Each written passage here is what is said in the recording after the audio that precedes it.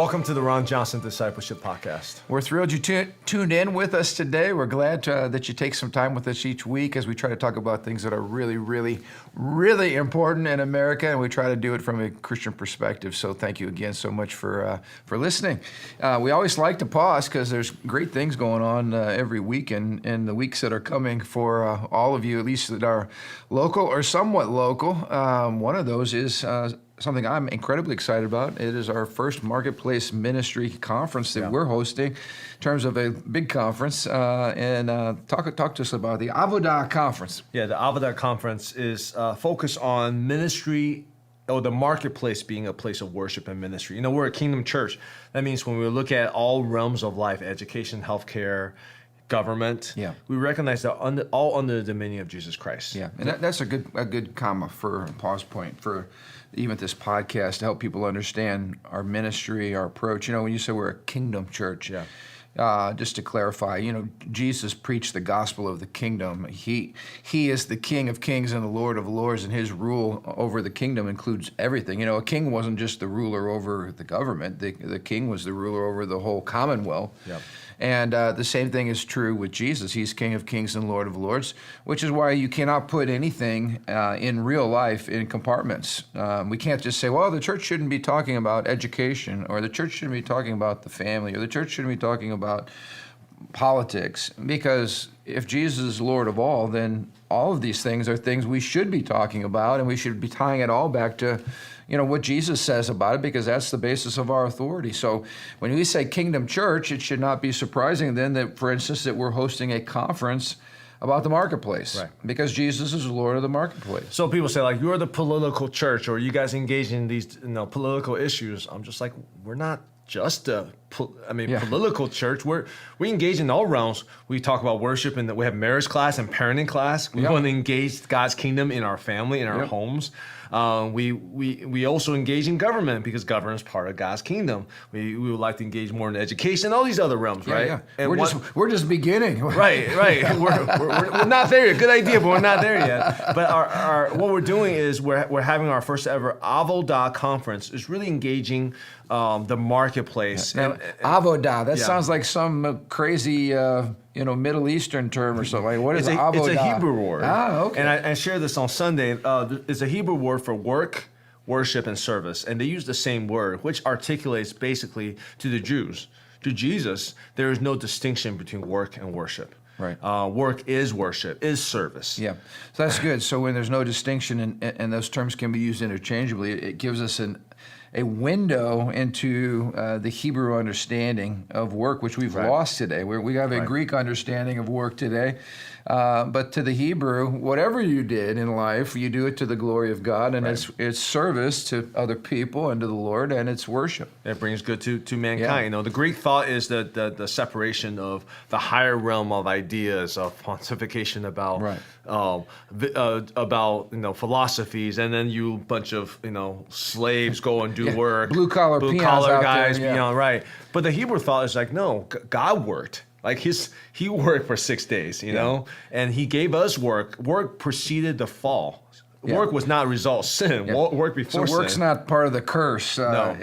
Work is preceded that and was done again, a noble, God-honoring service. So anyway, good stuff. And we got a bunch of wonderful folks coming in, not only from our own church family, but from Kingdom at Work. Yep. It's going to be great. So how can people find out more details? Yeah, so if you go to our website, you can see the Avodah link, and we're trying to get some more social media stuff out there for people to understand what it's like.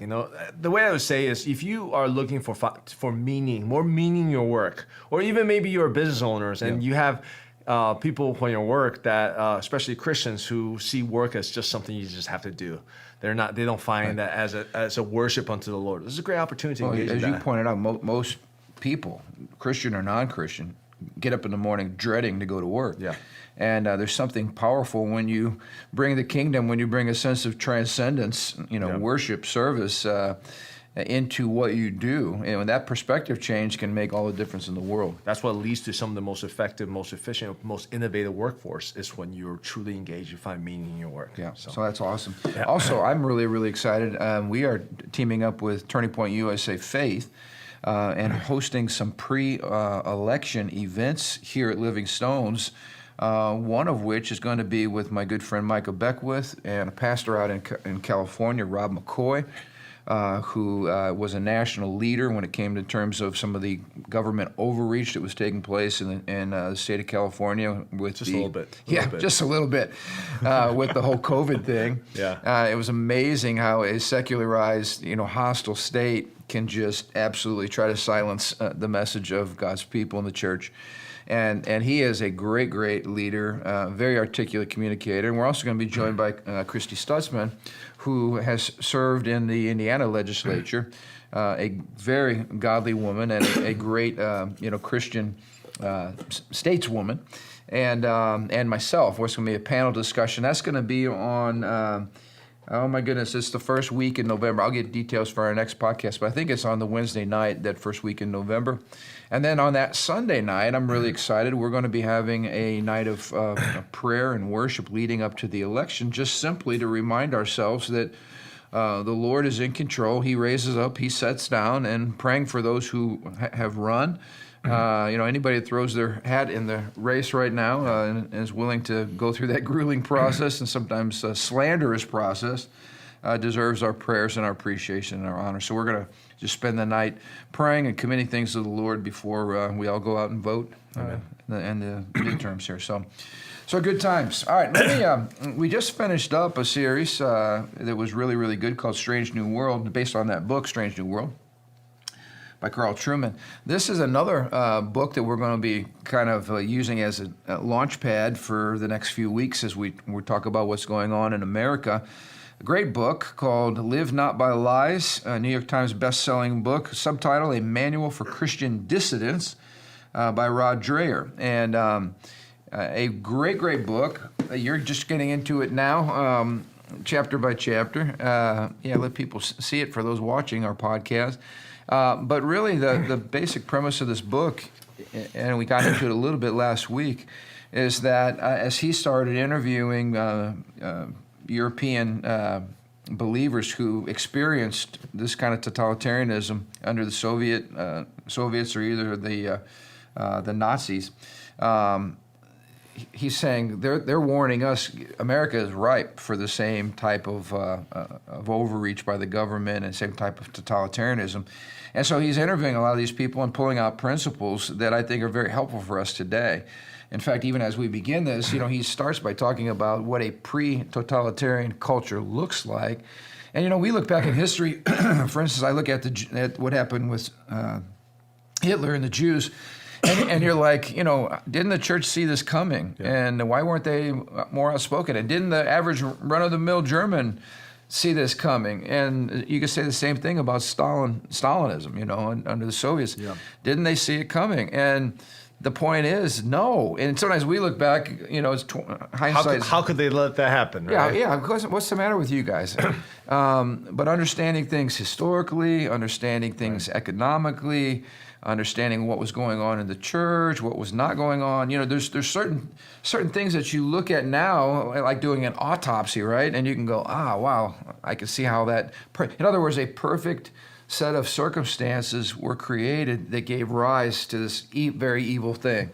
And what he's saying is, as Americans, we should not be sitting here going, oh, that would never happen to us. Yeah. Because that's just foolishness. It could happen to us. And again, we're not trying to be alarmists here on this podcast, oh my gosh, it's coming.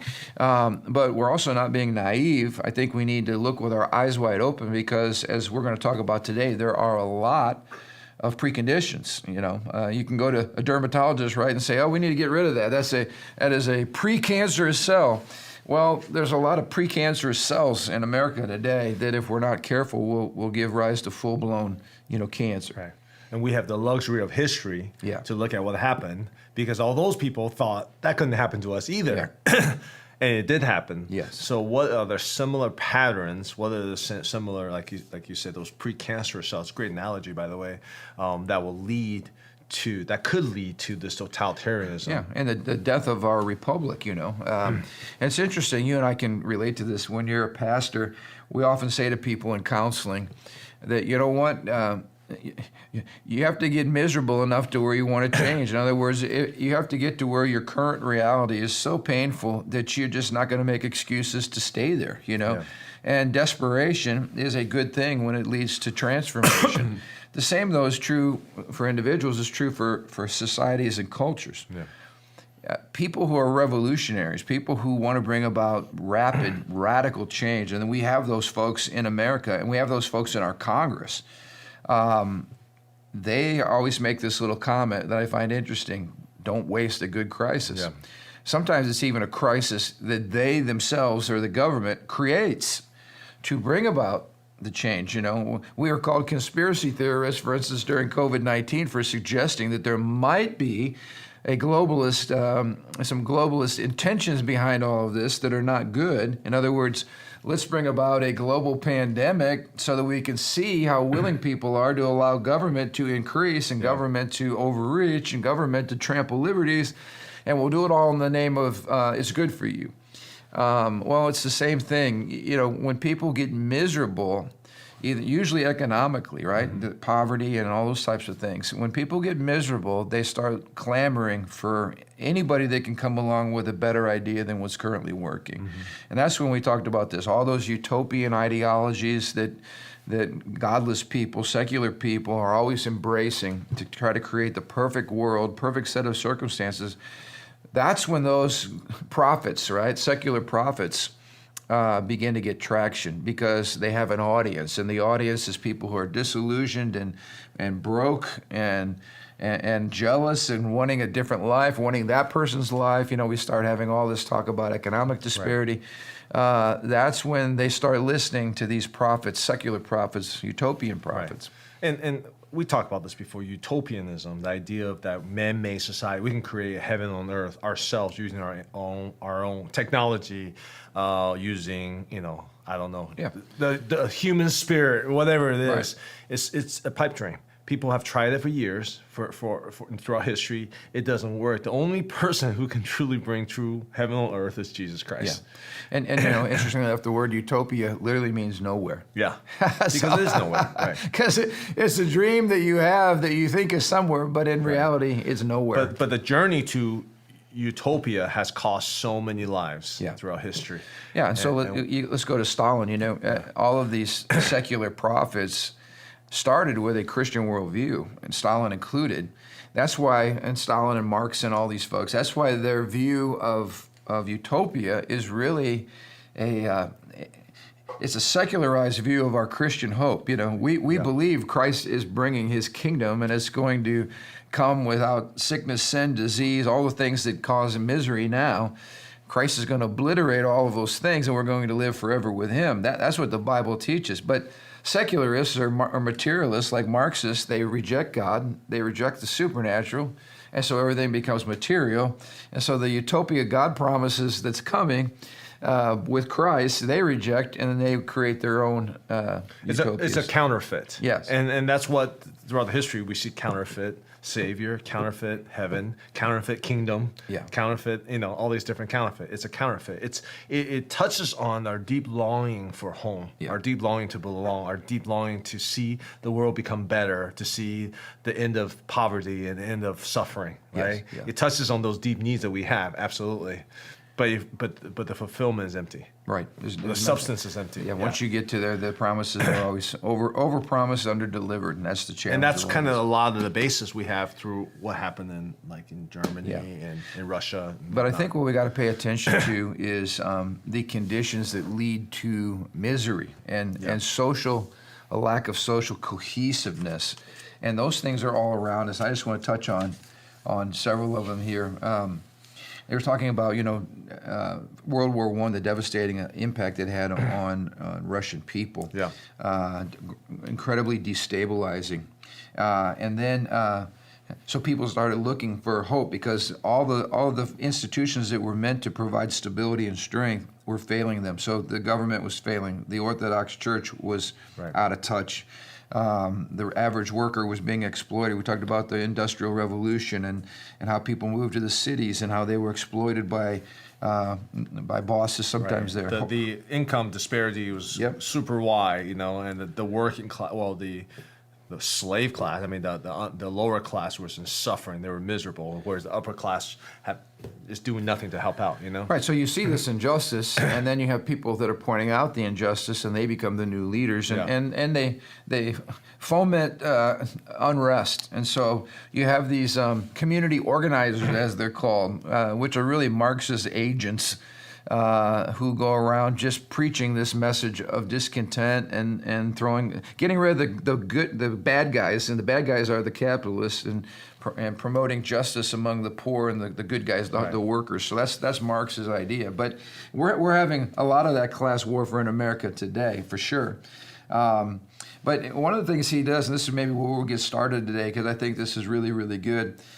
He brings out the point that the parallels between a declining United States and a pre-revolutionary Russia are not exact, but he says they are unnervingly close. And so what we're wanting to touch on today, and as we throw these out there, points from the book, I think what we need to be doing as Americans is looking around and saying, wow, is that present in America today? And if it is, again, it's a harbinger, it's a red flag, it's a warning that we need to start acting, and we need to start addressing some of these problems from a Christian perspective. And I think as we address some of these issues, I mean, to me, when I was reading that, I was like, wow, there is a solution for the kingdom for all these different things. The kingdom of God presents a solution to all of these issues. So as we get to it. So this is not doom and gloom. The Antichrist is coming. Let's just throw up our hands and quit. This is, let's bring a kingdom solution, Christian answers to these problems that people are struggling with. So one of the people that he brought up was a woman by the name of Hannah Arendt, who after World War II, she was a survivor, a Nazi Holocaust survivor. She wrote a classic study called The Origins of Totalitarianism. This was an attempt to understand how such radical ideologies in Germany and the Soviet Union had seized the minds of men. And according to her, the following conditions tilled the ground, readying it for poisonous ideas that were planted by ideological activists. Now, we talked today about progressivism and the radical left, and a lot of the seeds that are trying to be planted, like in our school system and other places of influence, the media. So she's basically saying, how in the world did these ideas, progressive radical ideas, take root? You know, you got to till the ground has to be broken. There has to be, in other words, a receptivity to these ideas. And what happened? And she gives 6 major preconditions that were found in both Germany and in the Soviet Union before the totalitarian governments kind of took over. The first one, and we've talked about this, so we'll just maybe hit these quickly. The first one is loneliness and social atomization. In other words, what she points out is, in societies past, you used to have certain segments of society, like the elderly, who struggled with loneliness, you know. But nowadays, loneliness is rampant. It's everywhere. And it spans every class, even to the youngest. You know, we have depression and loneliness among our middle school students and high school students, college students. So this isolation that produces a loneliness, lack of social cohesion. In fact, when you look at most of the mass shootings and things that take place, you find a couple of things in common. You find usually a fatherless person who feels incredibly isolated and lonely, and they're happening more and more and more. And so that was a big one. Anxious, isolated, vulnerable people who lack a sense of community and purpose. It's everywhere in America today. Lack of purpose, lack of community, lack of real interpersonal connection, which is, you know, there's a couple reasons for this, if you ask me. I mean, I think social media has propagated tons of this. Our reliance on technology, our reliance on fake relationships, fake friends on. I shouldn't call them fake friends, but virtual friends. Is that better? Virtual friends online. But there's no true cohesion. There's no true, true relationships built through hardship, through conflicts, right? Heart to heart, face to face, connections. And we have so much virtual, and obviously the COVID pandemic certainly did not help that Oh, yeah. cohesion. Yeah, that exacerbated the problem for sure. Right. Locking people up in isolation, basically. Right. But anyway, huge problem, and I think we can all agree. Wow, yeah, there's a serious problem in America today. So that's a pre-cancerous cell, as we would say. And that, which is interesting because that's like a sociological perspective. It's not necessarily a governmental perspective. It starts with the sociology. It starts with people's heart. It starts with your emotions. It starts with your mental health. But you got lonely people, disconnected people. They don't feel they belong. They're not seen. They're not loved. All those basic needs. And then you start looking to government to blame, because somebody's got to be the blame for my misery and my loneliness. Secondly, here she says, losing faith in hierarchies and institutions.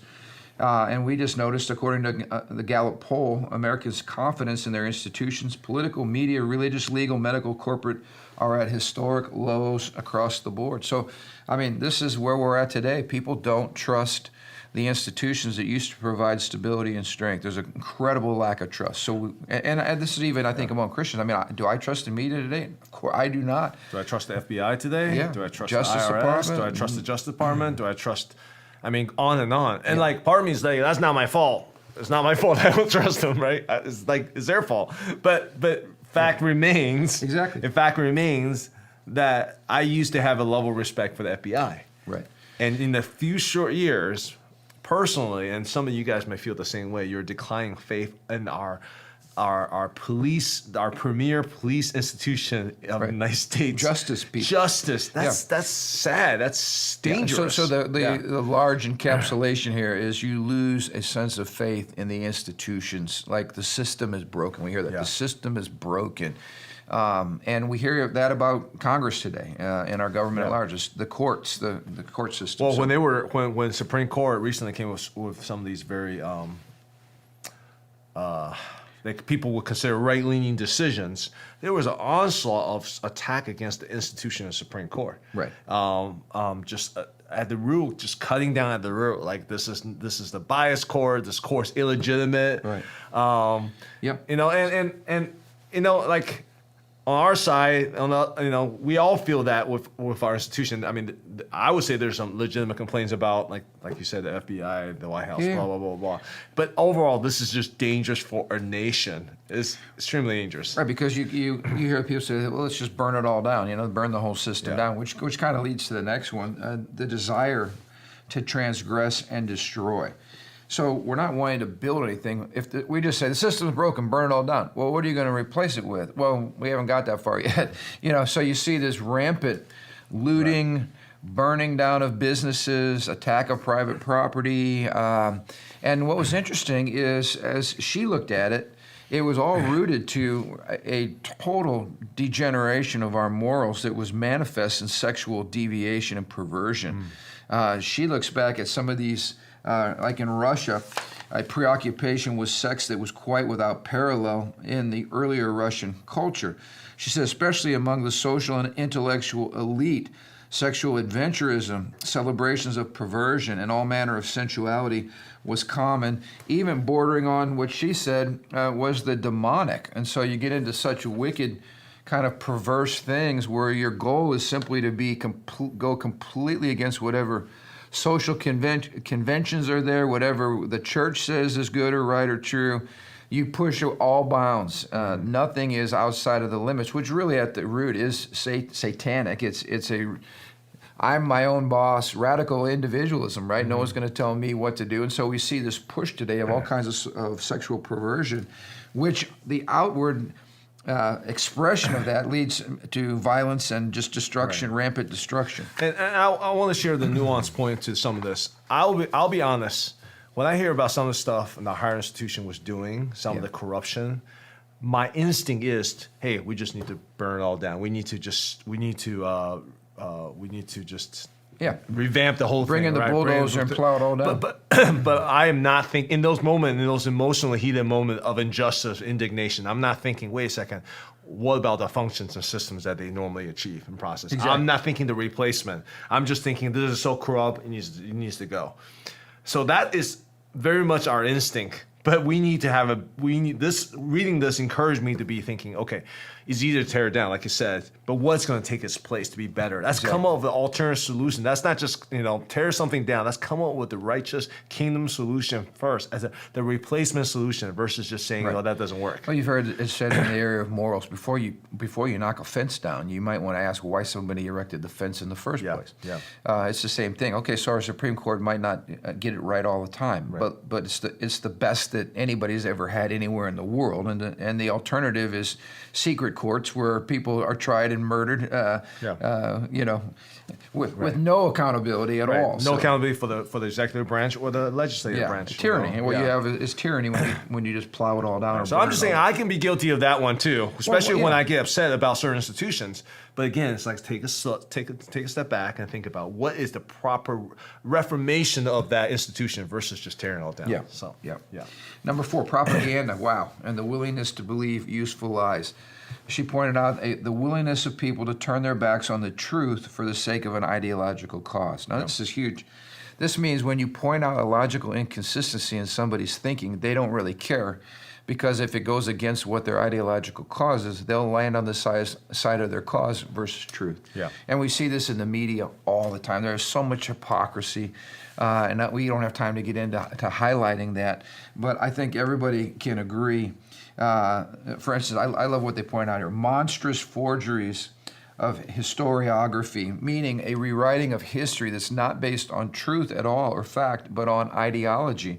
The most glaring in our culture today was the New York Times 1619 project, which is the foundation of all this critical race theory.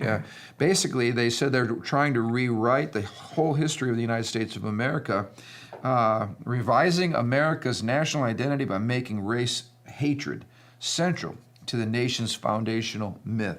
This is a direct attack on the identity of all of us as Americans.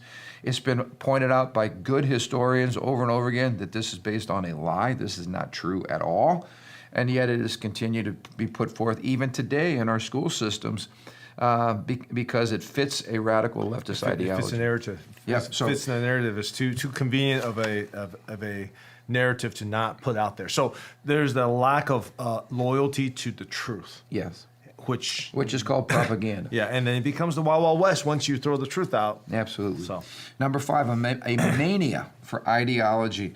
She says here, why are people so willing to believe demonstrable lies? The desperation alienated people have for a story that helps them make sense of their lives and tells them what to do, explains it. So again, when you don't have a larger worldview, which is what this podcast is dedicated toward, if you don't have a worldview that helps you make meaning and sense out of life, you will grab onto something, anything, even if it's a lie.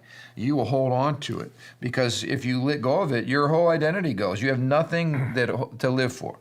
And it's that yearning for meaning that causes people to believe just about anything. That becomes your meaning. There's a longing for meaning. Every single person. Everyone recognizes it. The wise recognize it. The propagandists recognize that. So if you can give people meaning, attach their identity to this meaning, you can make them do anything. It becomes mania.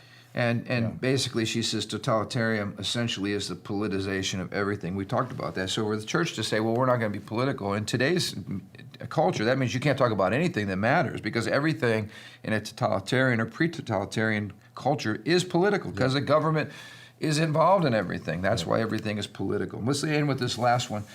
Number 6, a society that values loyalty more than expertise. In other words, we're going to value loyalty to the group or to the tribe that's at the very core of leftist identity politics. So you stay as your tribe. You only say what your tribe says. You don't allow anything to come in that would suggest that the tribe isn't right. You're loyal to the tribe, just like they were loyal to the Nazis or they were loyal to the Marxists. We have this leftist bunch today, whether it's loyalty to the Green Movement or loyalty to LGBTQ identities and understanding of sexuality, whatever it is, that's your tribe and that's what you're loyal to. And that's the foundation of cancel culture. It's the foundation of the identity politics we have today. It's the foundation of these ideological tests that are in universities where you have to agree to believe a certain ideology or you don't get promoted or you don't even get hired. Right. I mean, it's everywhere in America today, especially corporate America and especially in higher education. This whole idea of a progressive diversity and inclusion creed, right. which if you don't believe the creed, you don't get to play, you don't get to be part of the team. It becomes religion. Yeah. It becomes religion, religious zealotry to define who's included in this group. Yeah. You know? So, and maybe we can get into this more next week, but I thought these were very, very powerful identifiers that when I'm looking at America today, it's like, yep. I mean, we have all 6 of those things happening in our culture. And again, this was a study done by a woman who not only lived through the Holocaust, but studied in depth World War I, World War II, some of these major emergence of totalitarian regimes. And I find it interesting now, you know, here our president was talking about Armageddon and a possible nuclear attack. And the left was viewing all of this in terms of economic development and opportunities. Again, the more chaos you have, the more you can reframe the world. And globalists love all this because we look for global solutions. And so all these conspiracy theories that everybody says people have, it's amazing that how many of them are actually becoming true. Or certainly you see the signs of all these things that are happening. You cannot ignore it. We are very ripe today. I believe, though, as we pointed out, we're not doom and gloom prophesiers here. We're ripe, as much as we're ripe for tyranny, we're also ripe for a great revival. if you go through all of these, you realize, man, there is a Christ, there's a kingdom solution to all of these. Yes. Talk about loneliness, talk about meaning, talk about purpose, Yeah. talk about allegiance to the truth. You know, Jesus himself said, I'm the way, the truth, and the life. Yes. And when you take Christ out, what are you left in truth? Yep. You know? So the crisis creates a vacuum, and the vacuum is going to be filled by somebody. It's either going to be filled by government or it's going to be filled by Christ and by a message of the kingdom, as you said, that brings hope and life to people. Amen. So this is a great opportunity for the church, and I want to make sure we're staying positive. We're ministering with our eyes wide open, but we are always prisoners of hope. Amen. So again, thank you for listening today. Hope this is helpful, and please help us by spreading the word while we can, spreading the word far and wide, and before we're canceled. Anyway, if we're canceled, that is proof that everything we've been saying is absolutely happening, and we'll find other ways to get the message out. But anyway, thank you so much for watching. Until next week, we'll see you. Have a good week.